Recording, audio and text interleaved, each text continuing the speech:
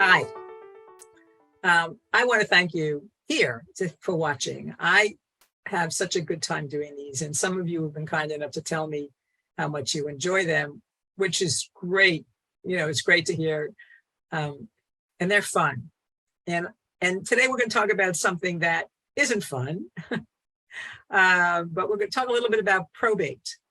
Probate happens oftentimes because people haven't done the planning that they might have done before they die. So there are lots of ways that happens.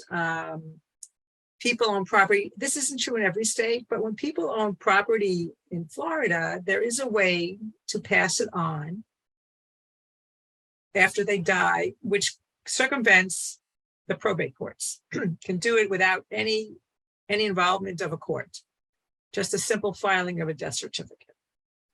And people don't know that, or people do them incorrectly. The thing I've seen several times recently is people do their own documents.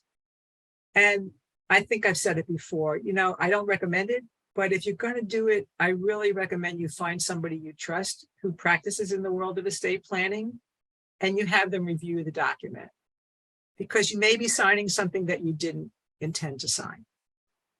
And because nobody reviewed it, you've committed yourself to something in particular that's not going to serve you well. So probate is a process where the courts get involved, and they are the ones who lay out the process for your settling an estate.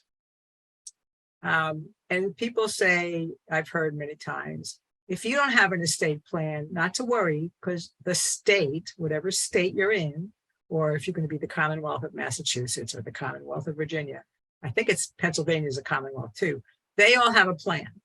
They have a plan if you die without proper documents, which is called intestacy, and that demands probate. So in probate, you have to supply death certificates. Oftentimes without a will, you have to do something called an affidavit of heirs. And it's really interesting how little we know about our ancestors. If somebody asked me to name either set of my grandparents, I don't think I could do it. And I certainly don't know when they died. And that's part of an affidavit. And people get hung up on that. It's not the end of the world if you don't know, but people get rattled by not knowing. People also get rattled when somebody dies and they're instantly calling me, and I'm sure this happens to lots of other attorneys. When I've had people call me the day after somebody dies, I had somebody call me this week, 3 days after his father died, because they are absolutely freaked out, for want of a better expression, over what to do. And what I tell them is there's nothing to do in the moment. They need to grieve. They need to grieve and they need to mourn, and they've got time to make these big decisions or talk to anybody or get anything done. And when they call back, if things are in order, it's a simple process. If things have been done correctly, if all their planning has been done correctly, then... Oops, the camera suddenly did this. The tech folks don't know why.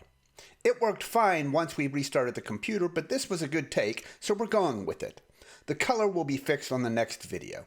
Thank you for understanding. Now, back to Debbie.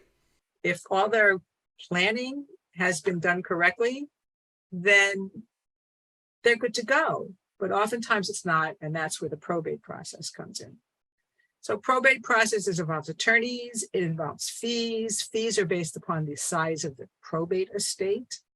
Time is based upon the size of the probate estate and what needs to be done for it. And it can all be avoided with proper planning. This isn't the place to go all of that, but I talked recently about wills, and wills are a big part of that. Big part of that. And actually what I'm going to talk about when I meet you next is beneficiary designations, because if they're not correct, everything else right, and you neglect your beneficiary designations, then you have assets that go into probate when people honestly thought it had been avoided.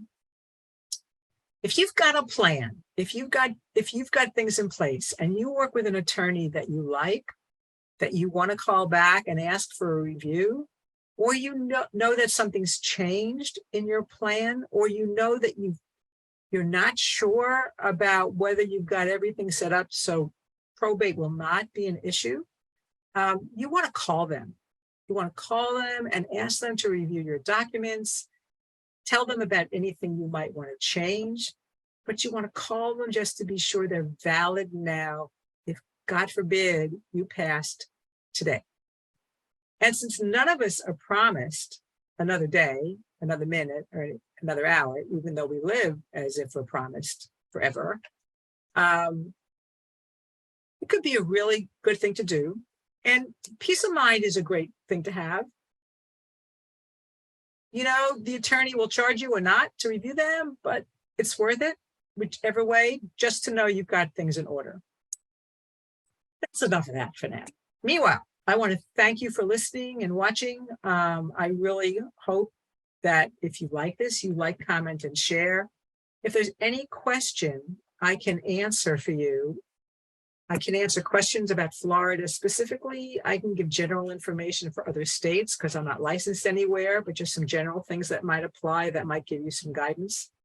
I've had the great good fortune of recently talking to people that are hiring me for probate, because when we talked about their situation and they explained what they were up against, I gave them some counsel and they took the counsel, and the people they brought it to said, of course we can do that for you. And I'll tell you what, it's so exciting. Why spend money on an attorney if you can avoid it? And I'm here to be of service, so I get the pleasure of helping. Anyway, have a great day. Like, comment, share. You know, call me and let me know that you enjoy them. I always like the encouragement, and I really appreciate it. Thank you.